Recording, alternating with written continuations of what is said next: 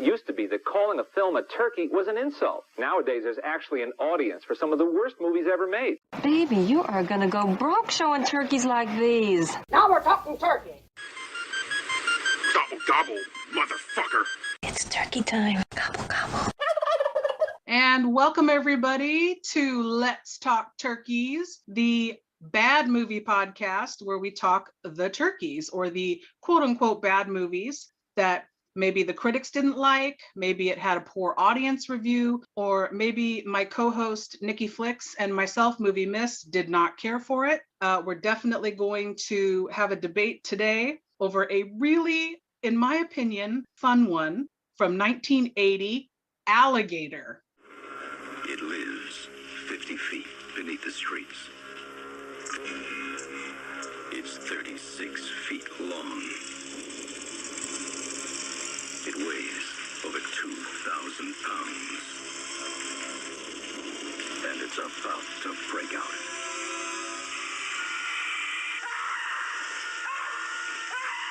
You're looking at the one who saw it.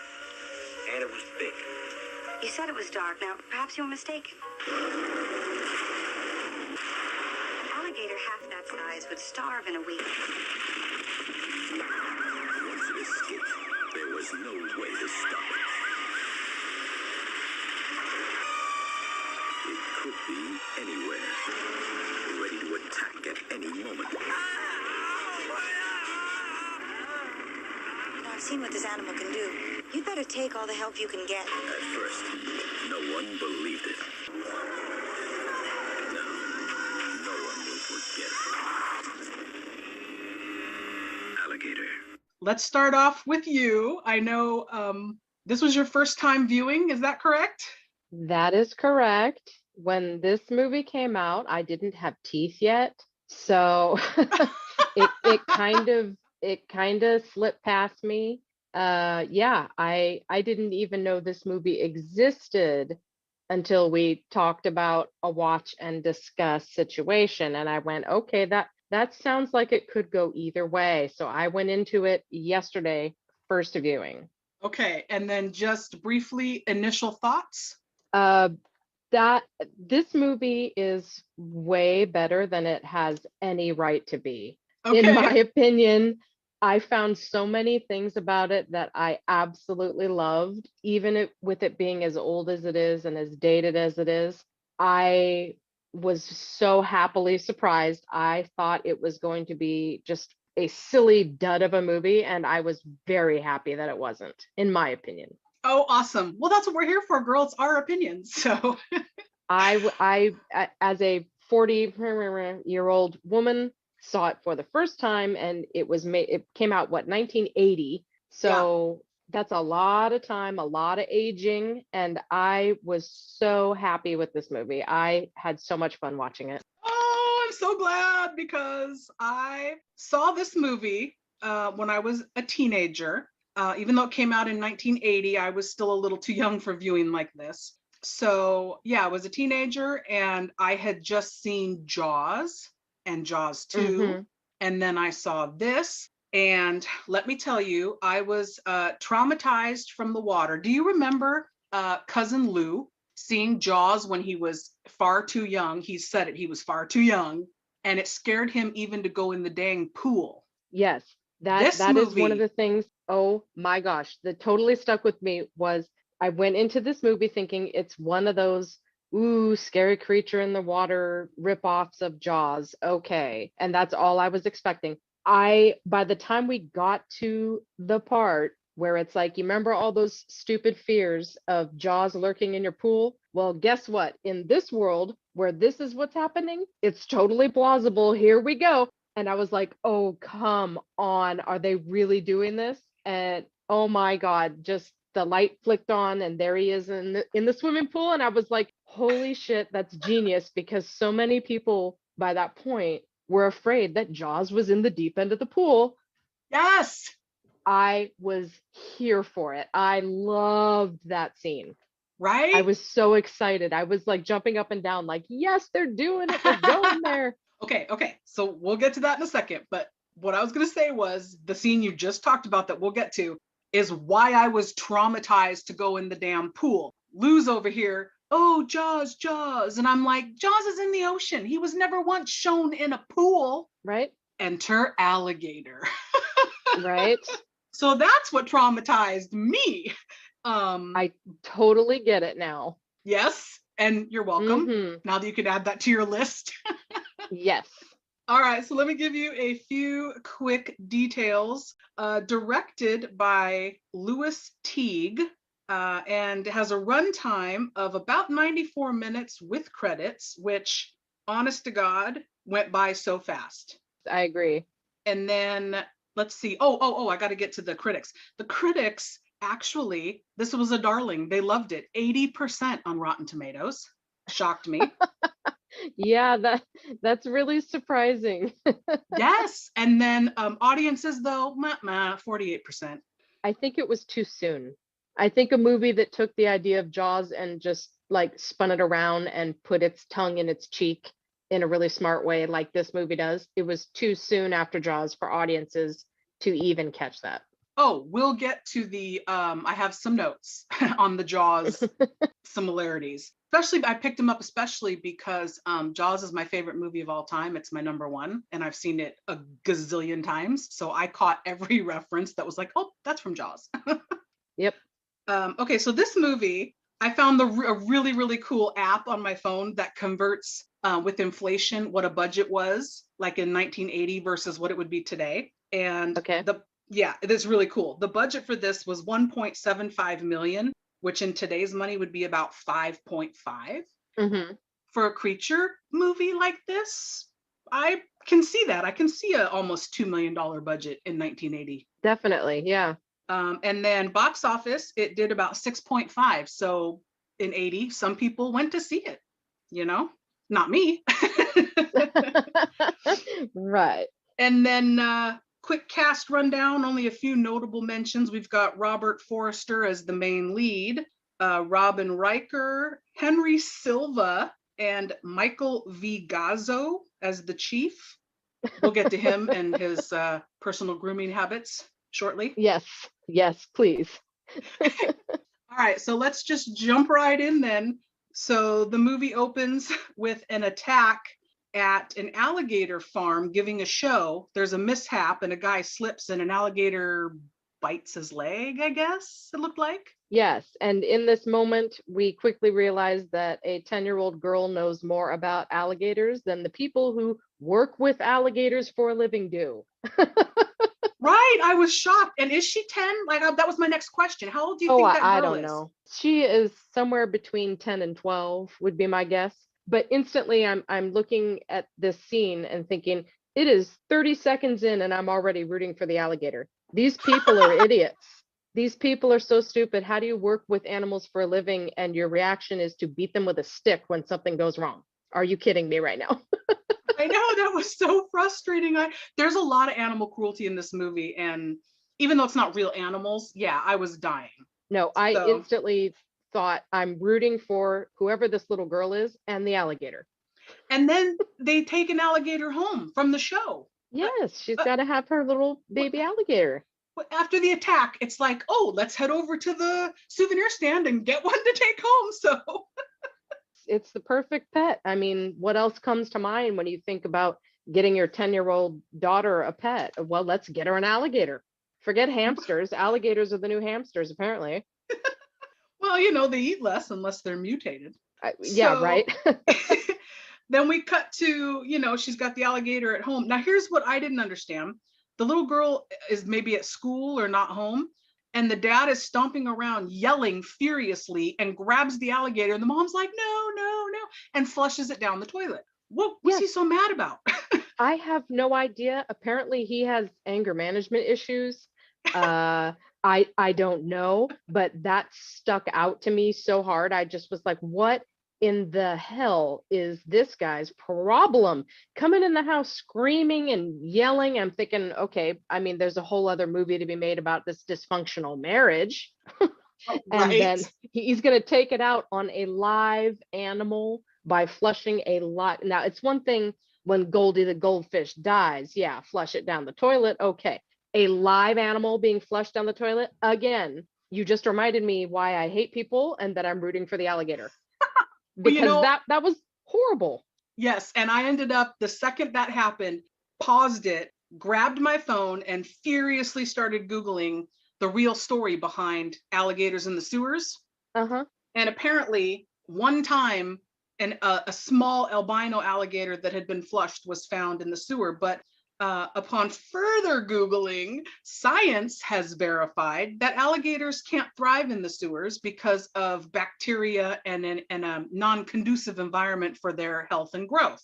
I was like, somebody took that little nugget of one time, one got flushed, and ran with it for this bad boy. Okay, so then we do opening credits, which I love the way they did these credits where we follow the little guy on his journey, his harrowing journey through the sewer pipes. Yes, the amount of, we're going to see this little guy beat the odds, damn it. We are rooting for Ramon already, and we're only 2 minutes in. It's like, go Ramon, you make your way to that tunnel, baby. Like, you're going to be okay. I already couldn't wait to see him start taking people down. Poor little baby. He had no idea. Poor little Ramon. He's just trying to make his way. Exactly. He's making his way downtown, like just he got flushed, and what are you gonna do? You're gonna hang out and wait for corpses to show up so you got something to eat. Cut to 12 years later, magically. Apparently Ramon has survived for 12 years. And we meet Robert Forster, Detective Madison. Is it just me, or did your eyes go right to all the little holes in his shirt while he's on duty? Yeah, you instantly are like, okay, this guy's a little unkept, isn't he? Yes, and the hair. Yeah. Oh, let's not even go there with his male pattern baldness. It's a very sore spot for him. I got you. No, I got you. Instead of counting how many times the alligator kills somebody, I kept track of how many times he comments on his hair. Yes. And I got a count of 5. I absolutely loved that. I mean, you've seen Robert Forster after this movie later on, the hair magically reappeared. So I'm thinking his thinning hair, his receding hairline was probably really a sore spot for him. The fact that he went ahead and was like, let's go ahead and write that in, and we can make jokes about it. I don't take myself too seriously. The fact that they keep bringing it up, and it's probably something that he really was uncomfortable with at the time. I love that. It just made him seem like, oh, he's not the typical bulletproof cocky cop. He's got some issues. He's got some insecurities. He's just lovable. He's endearing. The average Joe. Yes. Yeah, definitely.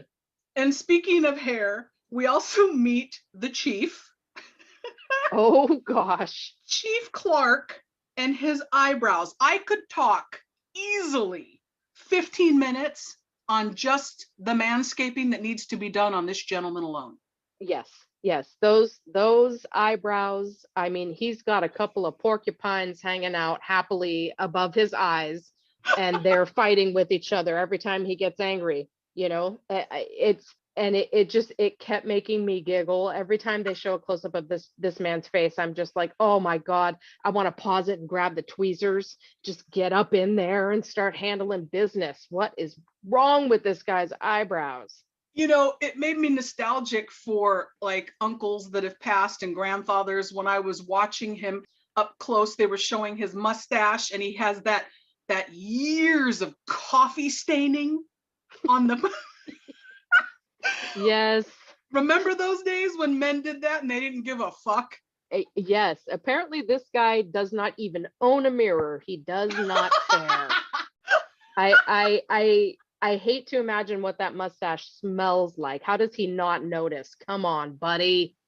I know. And then we get to the sad, the wah-wah part where we learn that some schmohawk at the pet store is rounding up dogs and taking them to this, what do you call it, pharmaceutical company? Yes, this guy is rounding up the neighborhood pooches for scientific experiments in his spare time. I mean, if I didn't already think I'm rooting for Ramon and I hate people, well, now I really think that. What a horrible, horrible thing. But it's one of those things where that was the first moment where I went, okay, this is different. This is not just angry nature going wild, attacking people at random. They're setting you up here to be like, now, these people are horrible. These people are doing terrible things. They're going to deserve what they get. You know, the little boy swimming around, Jaws grabs him out of nowhere for no reason. That's uncalled for. But this, you see this schmuck of a human being doing this, and you're like, oh, I really hope he bites it. I really hope Ramon comes and gets this guy. Yeah, his death scene was a good one. I was thoroughly creeped out, actually. Yes. That sewer, that set piece is so dark and ominous, and the music comes in, and you're like, oh, where is it? You know it's there. Mm-hmm. It's good stuff. Mm-hmm. Okay, so then we have the fake bomber show up at the police station after there's been a couple of missing people and deaths in the sewers, and he's claiming he's responsible for the deaths, even though we know it's the alligator. Right. When this first happens, though, I'm like, what bullshit scene is this? I don't remember this from like my first few times watching it. And then you realize there's going to be a callback later to the scene. Of course, yes. But were you thinking that too, watching it? You're like, why do we care about this bomber guy? This is dumb. You know, I was thinking maybe it's just kind of, it's one of those moments that's there to further the storyline for Robert Forster's character, like kind of show you how he approaches situations or how he deals with, you know, that's what I was thinking, was like, oh, this feels a little out of place, but maybe it's just like a character context type deal, which again, you don't really expect something that smart in a movie with this kind of premise. That's it's one of those little pleasant surprises, just like to me, the pleasant surprise of Robert Forster, his character having surprising depth.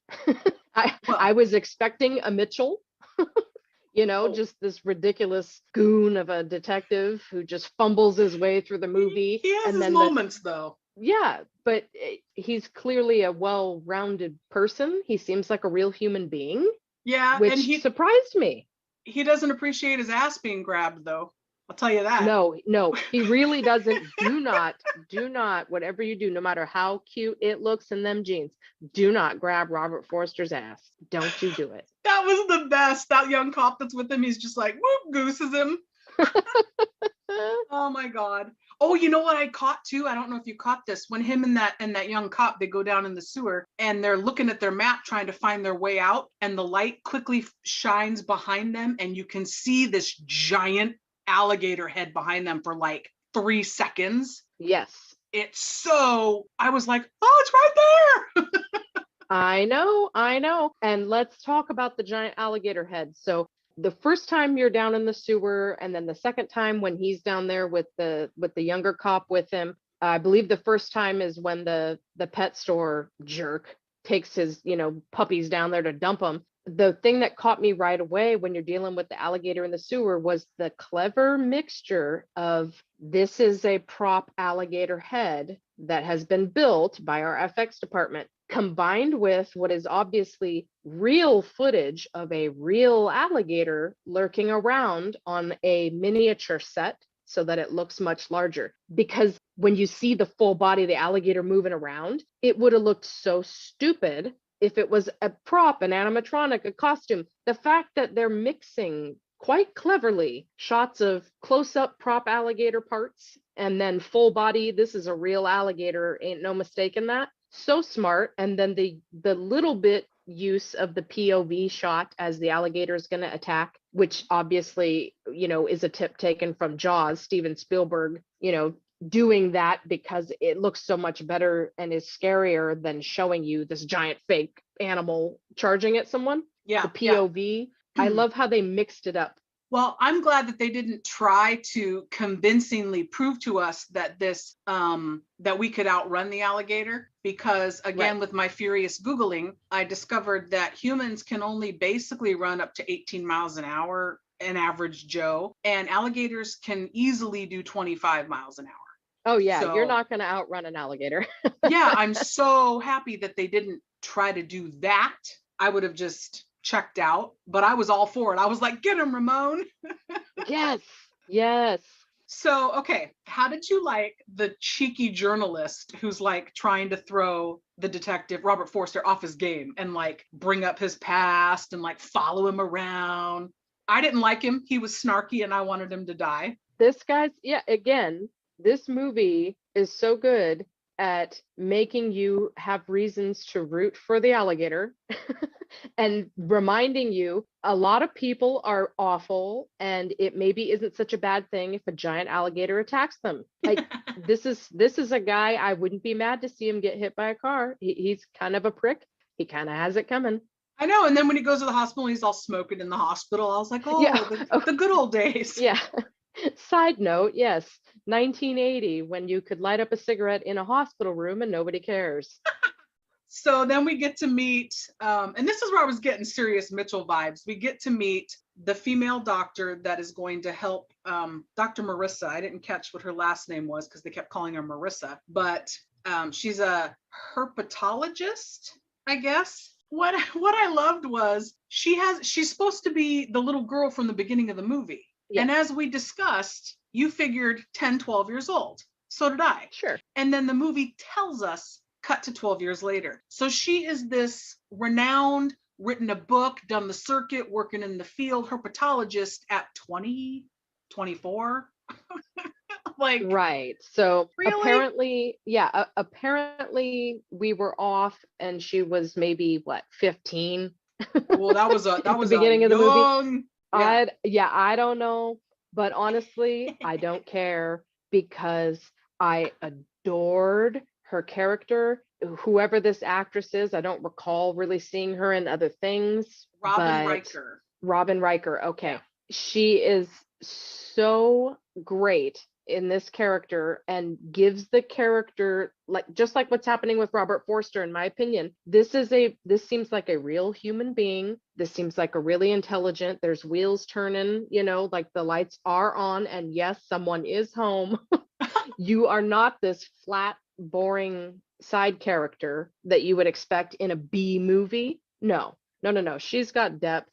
I like when she was snake handling. Exactly. Yeah. She's when we meet her. In 1980, the woman is the expert that the man has to go to help him figure things out because she knows more than he does. Yes. Girl power. Yes. I'm here for it. Okay. Now we got to jump ahead because I got to ask you about this.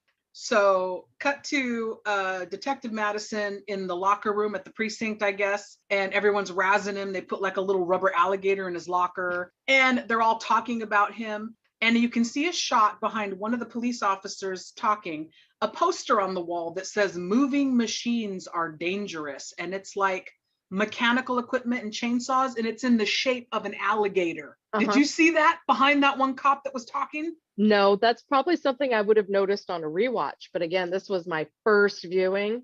True. So yeah, little, I'm sure that if you go back and rewatch, there are little Easter egg moments, because again, this movie seems way smarter than you would expect it to be. Agreed. Yeah. So I'm willing to bet there's a ton of stuff like that peppered throughout. But it took it down a notch for me with all the Jaws ripoff stuff, how you mentioned. And then of course, Madison, he's trying to figure out about alligators. So the shots of him looking through a book and he's looking at pictures of alligators and alligator biting off a leg and whatever. That's just like what the chief does in Jaws.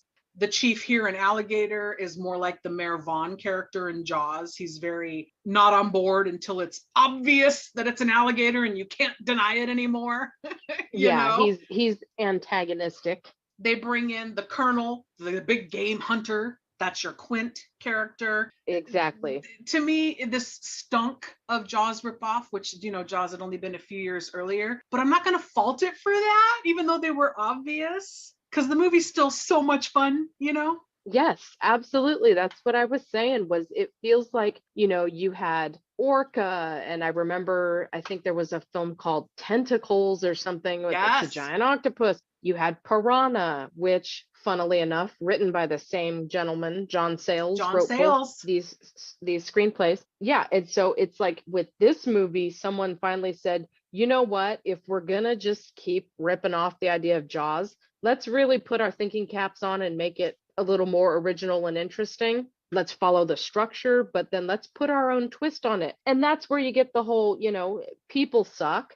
There's all this horrible experimenting and snatching of puppies. They kind of took the formula that was already being done a lot and turned it around a little. So for that, I give it a pass on the Jaws ripoffs, because it's more like inspired by, if you get what I mean. I do. Yeah. They took what they thought worked and made it work for them here. So then now we get to see the alligator in all his glory, because he's going to finally break out of the sewer and burst out through the sidewalk up onto the street. Yes. And did you notice? Now, you already pointed this out. They used a real alligator on small sets to make it look like this real big alligator, which I love. And then they cut that with the puppet. Did you love when it attacks the police officer? I was scared. Absolutely. So this is like smack at the halfway point of the movie, where you have already established an interesting and kind of fresh take on this whole Jaws ripoff. You've got a couple of really solid actors who are giving you interesting characters. You're pretty invested, going, this is a lot more than I was expecting. Okay. We haven't really had a whole lot of death and gore, though. And we haven't seen much of Ramon in action. And there's the money shot. Him just popping up through the damn sidewalk. He's just instantly, he's all about them legs, man. He hasn't eaten for a minute. People haven't been down in the sewer because they got all these body parts popping up. So he's out for blood. And that scene, I was like, yes, thank you. I've been waiting, and now here's the payoff. And get it in is there, a payoff. rip that leg off. Give me some blood and guts. The practical effects.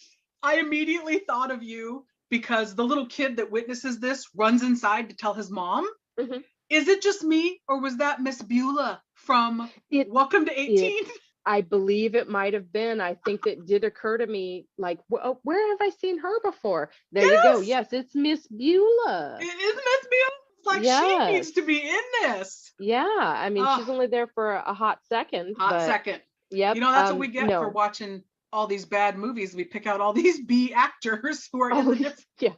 All these B, C, Z list actors that we're like a living for, that no one else remembers. Z list. We gotta give credit where credit is due. I don't know who that woman is, but she sticks out in my memory. I remember her every time she popped up in one of these movies. Hell yes. Yes. And also, go ahead. Oh, I was gonna say, I was so happy at this point in the movie that I was like, okay, I'm gonna take off my seatbelt and really enjoy this, because now we're in for a ride. He is out on the loose. My pants.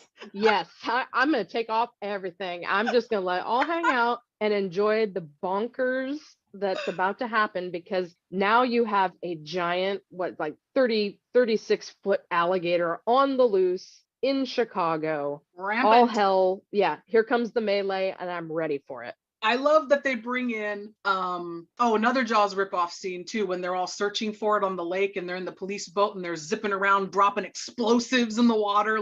I'm like, yes. Oh, that's from Jaws. But anyway, sorry, I digress. We get to meet the Colonel, and I didn't catch his name. I think Brock. I think they said Colonel Brock. I don't specifically recall his name either, because as soon as you meet him, I just was like, oh, I don't like this guy. I really don't like this guy. So then I'm just going to refer to him as Not Quint. Right, Not Quint. So basically, when Not Quint shows up, he's all swagger, dripping, hitting on that reporter. It could also be the liquor, because we know he apparently has a pretty noticeable drinking problem. Yeah, I like when he goes and buys beer for the local kids hanging out in front of the drugstore, so that they'll come help him track the alligator down in the streets, I guess, like the lookouts. Yes, this guy's such a pro. He's going to go hire the local teenagers who hang out at the convenience store to help him out. Really? Yeah, three young African-American gentlemen just minding their business, and he's just like, hey, here's some beer. You want to come look for an alligator with me? Yes. What? Again, I'm sitting there thinking, oh, I can't wait to watch this guy die. They just keep giving you people who are trash, so that you will be clapping and cheering when you see them bite it. Oh my God, absolutely. When he bites it in the alley, Oh, I loved it. I think, wasn't it hiding in a pile of trash? Yes, and it just as soon as he approached Ramon went balls to the wall. He just jumped right out. He was hiding underneath that cardboard. And he just came and went for it. The second he saw this guy, he probably smelled the booze on him. I don't know. You could smell that guy coming a mile away. Oh my God. And then the one kid grabs the gun to try to help him and it doesn't work and he sees how big Ramon is and he's like, fuck this, and he takes off. Yes. Run. Get out of here. Me too, right? Shit. All this guy did was buy you some cheap beer. You don't know him shit, kid. Well, this is the point where we get to find out Dr. Marissa has figured out that the pharmaceutical company has been doing testing on these animals and they're doubling, tripling in size. And when Ramon eats them, apparently he's getting the hormones and the testing chemicals and he got bigger as well. We were all going, no shit.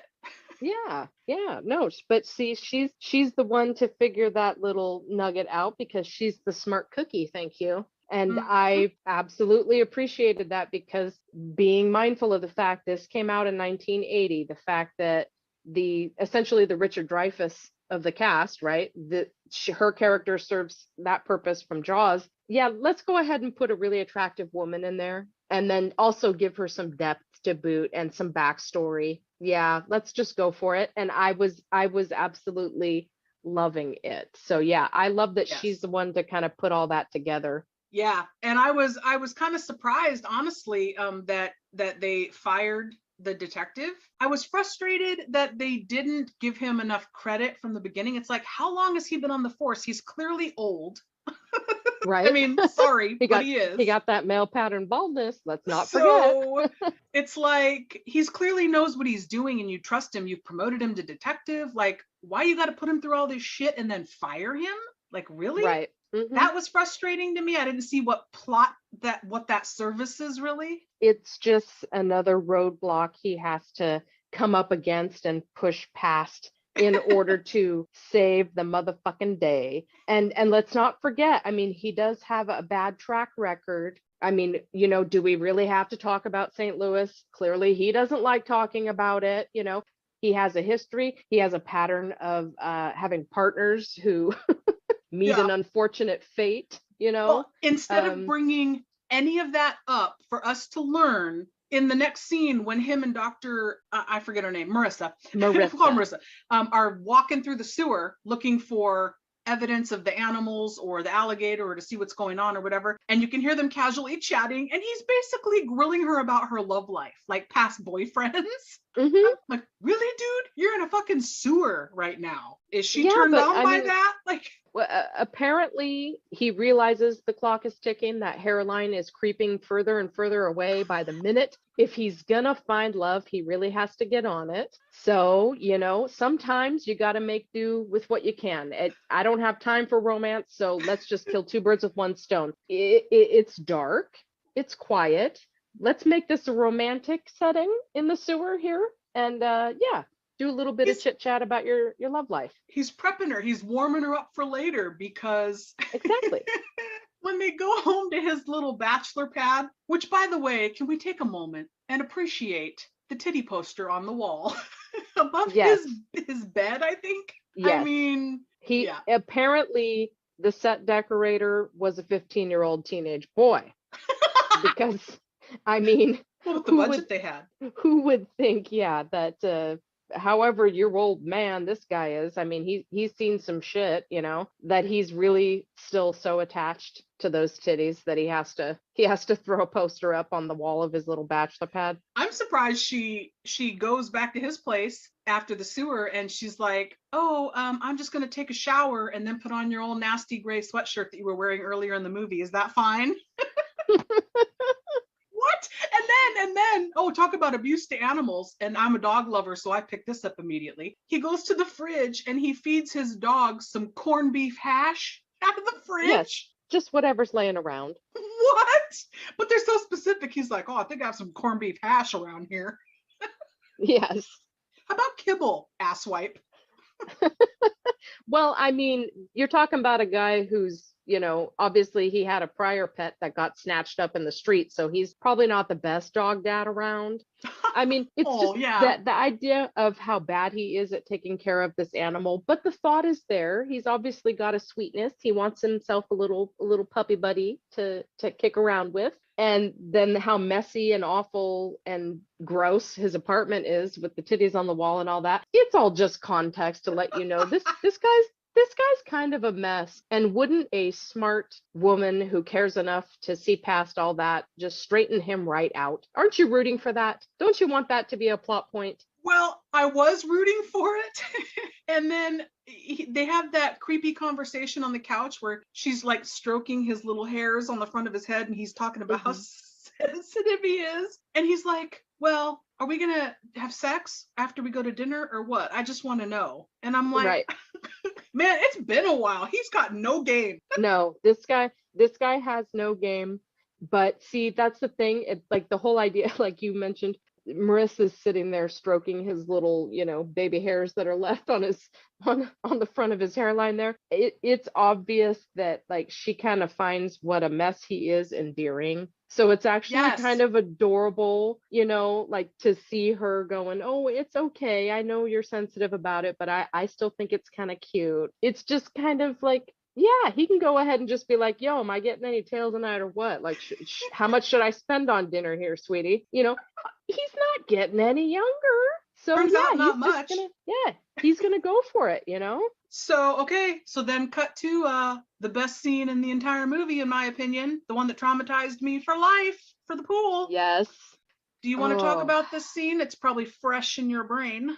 It's so quick, and you don't really get a whole lot of gore. You don't, see poor little boy getting chewed up and spit out, but it's just enough to be like, oh, hey, that thing that every person has been afraid of in their swimming pool in the last 5 years? Well, we're going to go ahead and do that. These little jerks are going to take this poor little kid blindfolded and make him walk the plank, the diving board. He can see down through his blindfold, and he sees the fucker in the water and like, wait. And then the mom switches on that light. It's like, oh my God. And it's too late. These little jerks. He screams. Oh my God. I was like, oh my gosh, if I saw this as a kid, I never would have gone swimming in a pool again. Like that would have traumatized me. But how freaking cool to see this stupid fear that people had done. Like you actually are seeing it. Yeah, he totally fits in that pool. He's just, he's just having a little refresher here in the backyard, and oops, there's dinner. Oh, I was so traumatized. I can't even watching it again for the 500th time, I'm still bothered because that little kid sees it coming and he can't stop it, and he screams, and then you kind of see him get chomped for a hot second, and blood real quick. Yeah, real quick. Man, but that's enough. See, because your brain fills in the rest and like the whole picture.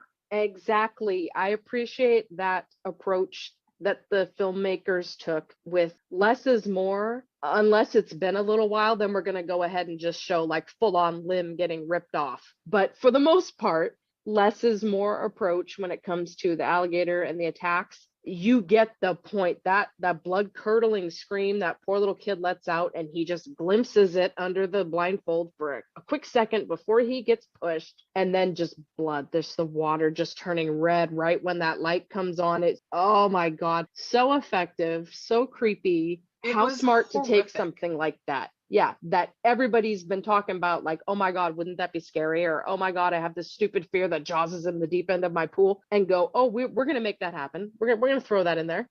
With something so that smart. Theoretically would happen before Jaws. Yeah, sure. Being in your pool, right? Yeah.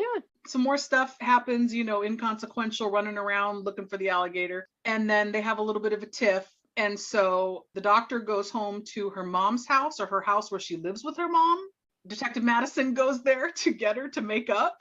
My favorite part of that scene is that his apology consists of telling her she has nice tits. What? Well, I mean, he does. I think his exact words were something like, I apologize, I'm sorry. And she's like, for what? And he's like, everything, literally everything. what a growth. I mean, I've seen grown men who can't admit they did anything wrong or apologize for boo. And this guy has gone from asking pre-dinner, hey, are we gonna make out? Are we gonna have sex? Is that a thing? To I apologize for what I don't know, but whatever it is, you're right. And I'm sorry. But then I he has mean, to tell her she has nice tits. it takes 10 years of marriage to get to that level of apology, though. I mean, come on. That's I'm pretty like, good. the writers were And doing so good, giving him yeah. credit, like you said, the growth.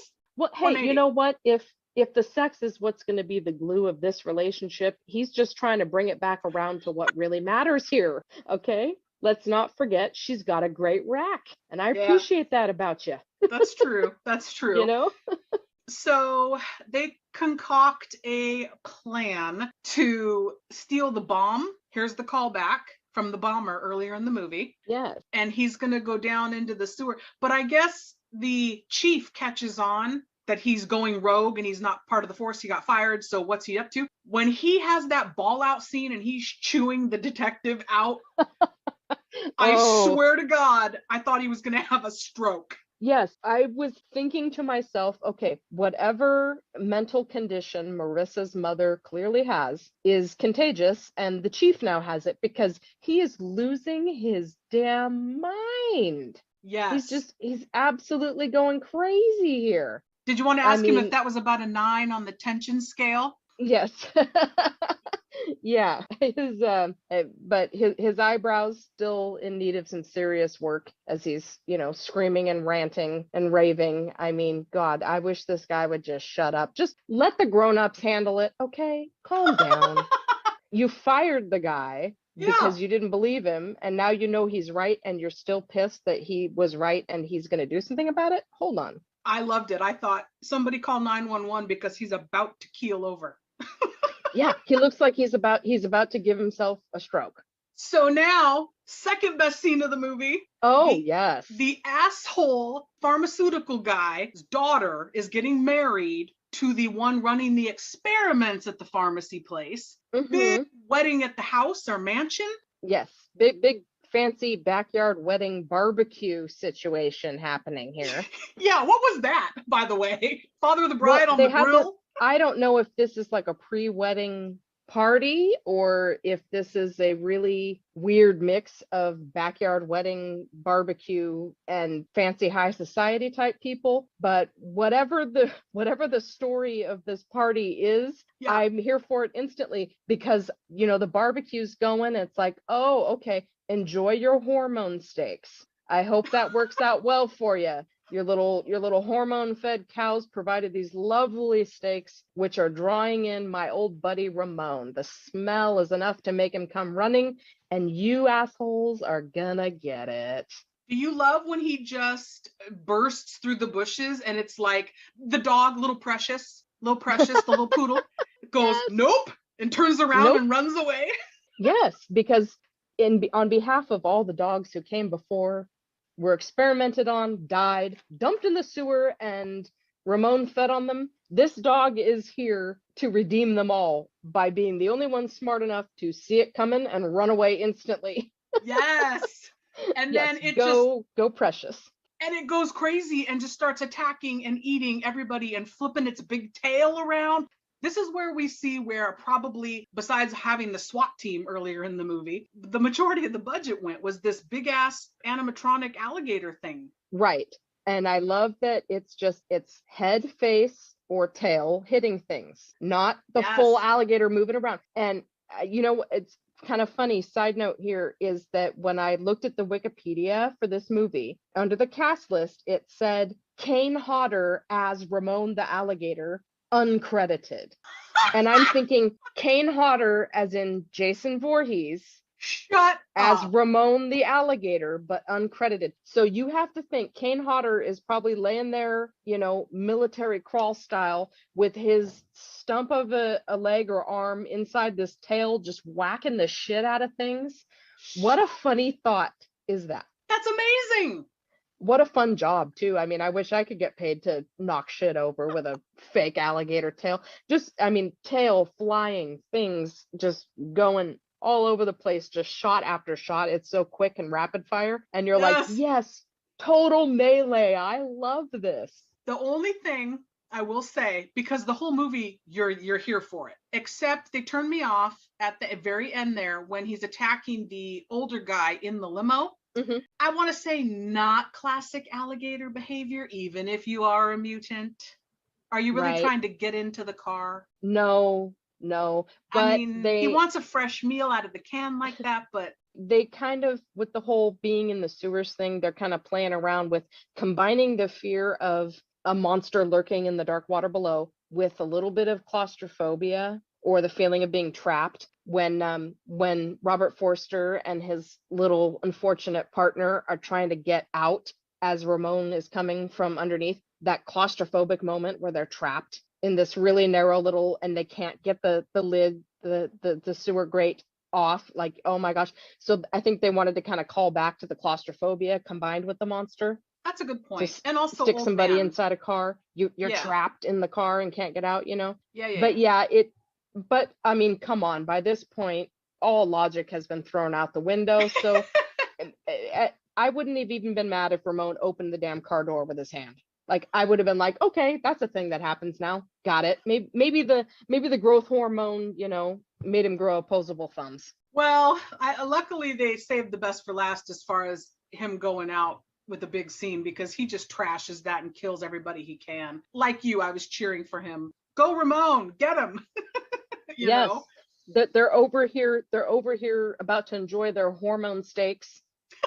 The extra bloody, if you get what I mean. Yes, there's gonna be carnage. You people, you animals feeding these growth hormones so that you can have yourself a delicious meal and make your money. You deserve it. And then it's the circle of life, because karma, because then the mutant alligator they created comes back and eats them. Exactly. There we That's go. what I'm saying. The idea of taking this really smart twist on the whole it's a Jaws ripoff, you know, there's actually a different kind of plot and motivation even for the monster. Well, I do this time it's personal. Yes. No, the final scene, which I love, he takes the bomb, Madison does, and he goes into the sewer and lures the alligator, and then he's gonna set the bomb and climb up that little manhole again. There's the claustrophobia. Mm-hmm. And somebody's parked on the manhole cover on the street and he can't get out. Right. Even though you know he's the lead and of course he's gonna survive, it's still super tense, right? Yes. Again, I feel like the director was so smart and created real moments of fear and tension in a different and unique way. And I love it. Yeah, obviously, you know that he'll make it out. He's the lead character. He's the star of the movie. But yeah, even in that last moment after everything that has happened, you still are feeling the tension. Just well done. It's creepy and unnerving. I loved it. Well, I love that he gets out at the last second and there's that big explosion and you see Ramon get blown to bits quickly, but they show it and blood and guts everywhere. I had to Google this again. Apparently alligators can make sounds and noises and grunts and growls, but this one, he sounds like a baby cougar. When he gets blown up, it was like, rah, rah. I'm like, what the hell is that? It was a little cat-like. Yes. It was very weird. I rewound it like 3 times. Yes. Boy, did you just age yourself. We're using the terms like rewind. Rewind what? If it's on digital. Shut your pie hole. I know. No, I say it all the time. Oh, hold on. Let me get out my phone because I want to tape this. Oh my God, I say that too. You know why? Gen X. We remember. We're old. We remember taking a pencil to rewind audio cassettes. Yes, I remember, and Pepperidge Farm remembers. Yeah. So yes, we have the glorious blow up, and apparently there is a cougar crying in the distance. He lets out a nice little so bad. I don't even know. I would put that up there with the idea of like, is that a dinosaur? Is it a lion? Where in Jaws 4 you've got Jaws roaring. Oh my God, sharks don't have vocal cords, y'all. Yeah, this is an entirely different entirely different show though to talk about Yeah. Jaws for the Revenge. But True. the idea of the wrong animal sound at that point, I didn't care. I don't care at all. I'm just sad to see Ramon go. I've had such a good time with him, and I'm not ready for this to end, damn it. But I want to watch him kill more people. But did you like the little teaser end bit they give us to let us know that there's going to be a sequel? Yes, but I really don't feel like watching said sequel. Oh, girl, we don't have to talk about it here, but at some point in your life, do yourself the favor and watch it. Oh no, here For we real. go. I believe Joseph Bologna is in it, if I remember correctly. Oh, well, you had me at Joseph Bologna. Never mind. And I believe, do you remember the bad horror movie with Chainsaw from summer school? It was called Bad Dreams. There was like some blonde-haired creepy guy who had a cult, and then he dies in a fire, and he comes back and kills kids in their dreams, and chainsaws one of the kids.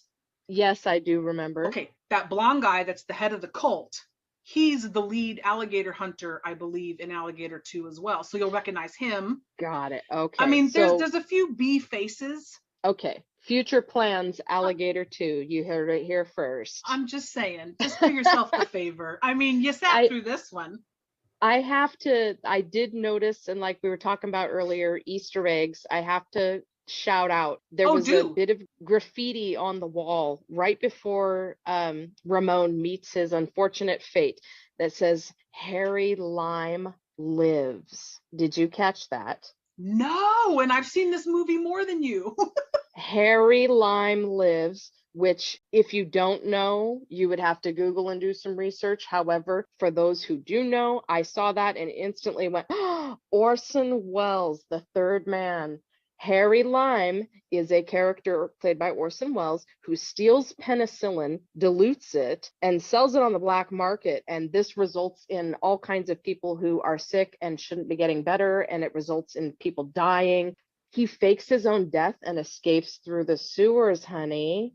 What a cute little shout out to Orson Welles that in the sewer, you've got Harry Lime lives because he escaped through the sewers. So maybe Harry Lime is just hanging out with Ramon. They're having a good time down the sewer. And then all these people show up and start ruining their party. I don't know. That's an amazing catch. I did not even catch that. Yeah. I mean, total side note, The Third Man. Great movie. Check it out sometime. But yes, interesting little, and that's one of those little things that made me go, the people who made this movie are pretty smart, actually. They really, turned coal into a diamond with this movie. Was that the only little Easter egg that you kind of caught? That was the most obvious one. That's to so me, good for definitely. a one-time viewing. And I bet on more watches, I would catch more and more. But that one to me just stood out because it's just right there at the end. Like Harry Lime. And because I happen to know that movie, I recognized the name instantly. Yeah. But yeah, what a smart little call out. Just the people that made this movie, man, did they really, really turn something that should have been awful into something that's really enjoyable. Well, let me close this out with our 3 quick questions here I've got for you. Would you have enjoyed this movie more if Detective Madison was Joe Don Baker? Oh man. Mitchell, excuse me, Mitchell. Yes. Yeah, we could do another full show about the glory of Joe Don Baker, particularly as Mitchell. Honestly though, like I said, I was expecting Mitchell meets giant alligator, like this stupid, bumbling, grumbling, unlikable booze hound, like typical detective. And that's not what I got with Robert Forster. He was really endearing and thoughtful with his performance, I think. So that would have ruined the movie, in my opinion. If you had some cheese ball just chewing up the scenery every time, it would have taken me out of it and made me go, oh, here we go, another B-rate movie. It was more than that. And that's, I think, thanks a lot to Robert Forster. That was going to be my follow-up question to that question was, do you think it was the performance or the writing or both? I think probably like a 60-40. 60% credit goes to Robert Forster for just being a great actor, being supremely likable and relatable, and then there's so many things in this movie that tell you John Sayles, when he wrote this script, he's a smart guy, and the director knew what to do with it. it's just really well written, and then supremely well acting. Agreed. Robert Forster was just way better than he should have been in a movie like this. So then that leads me to my next question. Does this movie, it's difficult to find right now. Usually at the end, I want to be able to tell people where to stream this or catch this movie. This one, I had to purchase the Korean DVD from overseas with subtitles because you can't get it anywhere. Right. Side note here, since this episode was first recorded in the last couple of years, Shout Factory has released an amazing 4K Ultra HD copy. Go get it. Run, don't walk with your little fingers over to Shout Factory and do yourself the favor. Honestly, pick this up in 4K. It looks fantastic. So my question to you is, do you think this finally needs like a 4K scan upgrade to Blu-ray or something? Definitely. This is, in my mind, it's sort of a forgotten / hidden gem. Now that I've watched it and then done a little bit of internet sleuthing, I see that it is a actually really well-regarded cult classic. A lot of people live for this movie, absolutely love it. There's definitely an audience that would buy the hell out of a restored Blu-ray version. I being one of them, I would totally be down for that. And wouldn't you want to gift it too? You'd be like buying it for other people, like you have to watch this. Yes, please do yourself a favor and watch this movie. Yes. Absolutely. All right, and final question. Do you think that Robert Forster missed an opportunity here to get paid and promote Hair Club for Men? Right. No, you know what? I'm sure he went out and joined himself a male pattern baldness support group shortly after this movie. And then, like I said earlier, there's definitely photographic evidence after this movie that he did correct the problem. So whatever it was he did, yeah, he should have promoted it. I mean, he was just a damn good actor and not bad to look at either. Easy on the eyes. You know, he went out and had a little bit of enhancement to the hairline. You don't say. All right. Yeah, I'd love to know his secret.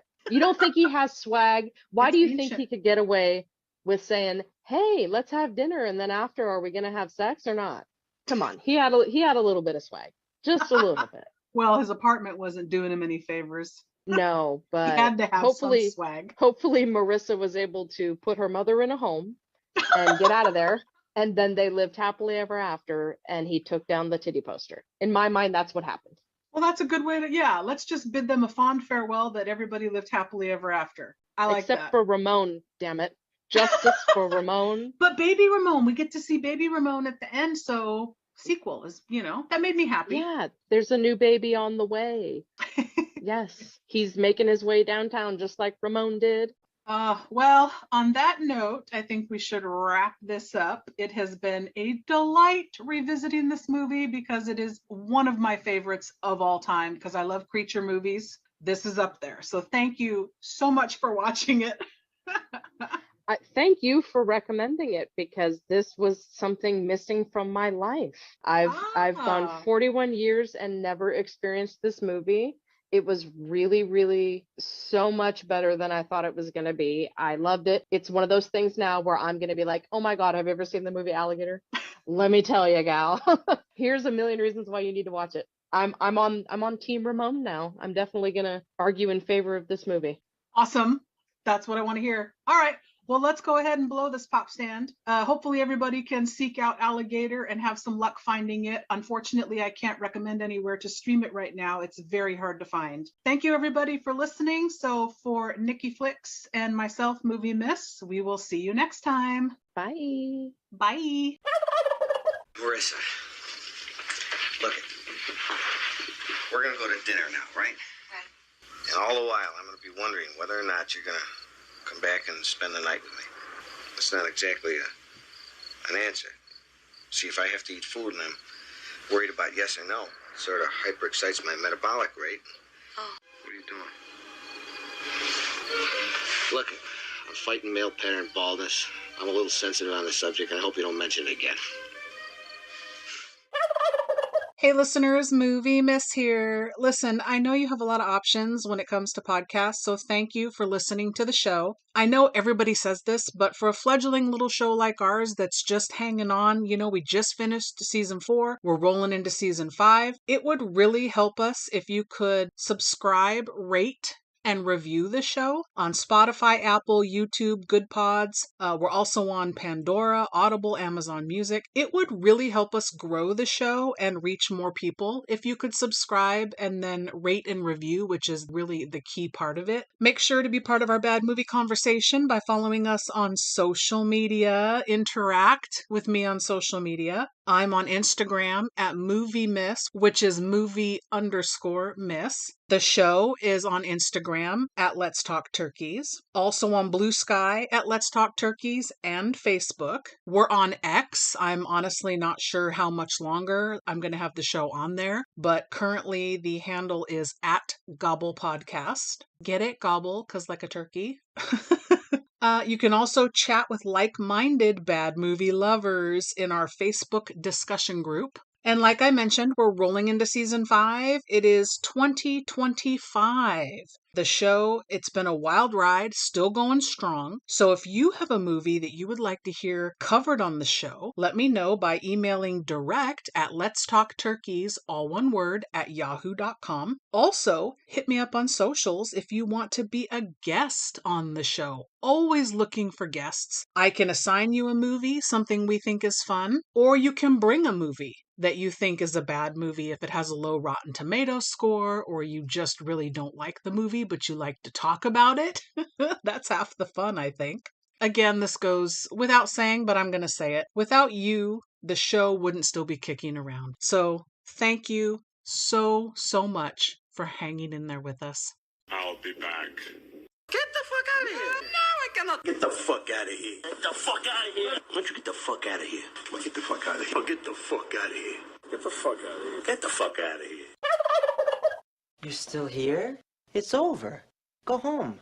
Go.